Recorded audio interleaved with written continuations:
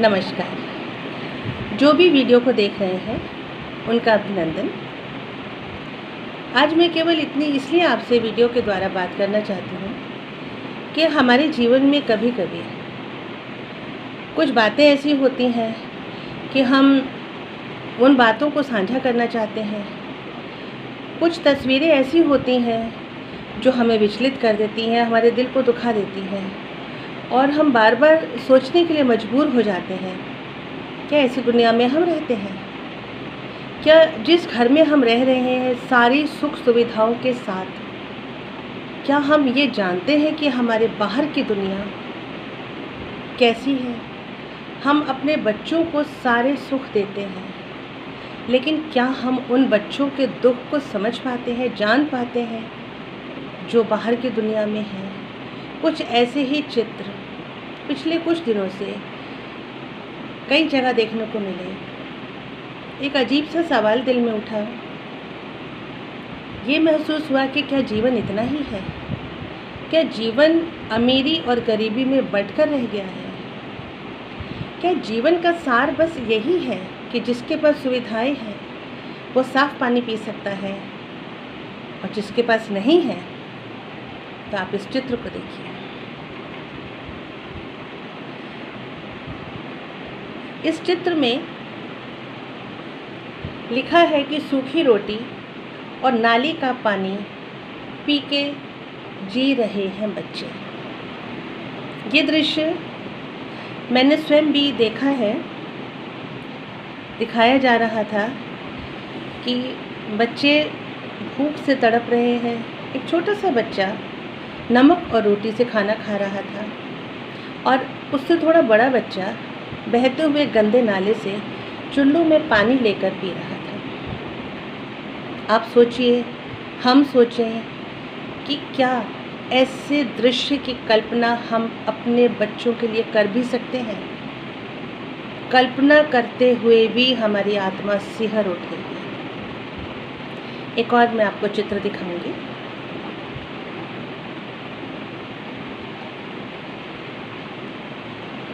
इसके नीचे लिखा है,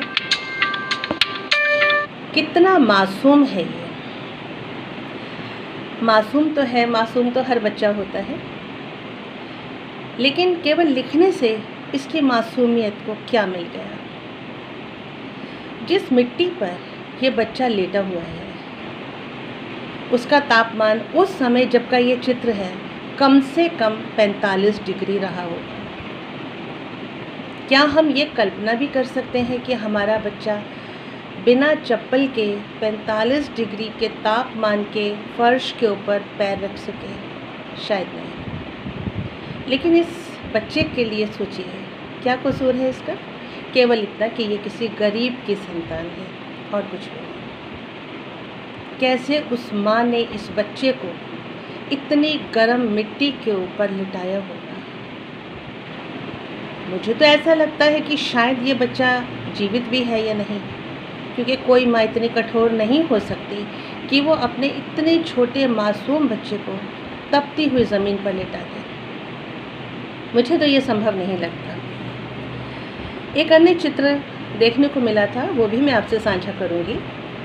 ये चित्र है मुजफ्फरपुर रेलवे स्टेशन का, जहाँ पर एक माँ मृत पड़ी है और एक बच्चा अपनी माँ को देख रहा है। जब इसको देखा गया टीवी के माध्यम से तो वो बच्चा अपनी माँ के कफन से खेल रहा था। वो शायद वैसे ही अपनी माँ को जगाता होगा, या जब उसे भूख लगती होगी तो शायद वो ऐसे ही सोती हुई माँ को हिला डुलाकर रोटी और अपनी ज़रूरतों के लिए एहसास दिलाता होगा। लेकिन आज वो बच्चा उस ममता को, अपनी भूख की शांति को, अपनी ज़रूरतों को अपनी माँ के शव में ढूंढ रहा है। ये वो चित्र हैं, वो तस्वीरें हैं जो सामने आ गई। कुछ ऐसी भी है जो सामने आई ही नहीं। मुझे लगता है कि समय तो बीतता जाता है और ये सारी बातें हम आम जनता के लिए खबरें बन जाती हैं, पर उनका क्या, जिनके लिए ये खबर नहीं यथार्थ है। आज ये 2 बच्चे जिनकी माँ की मृत्यु हो चुकी है, आज ये 2 बच्चे बिल्कुल अनाथ हैं।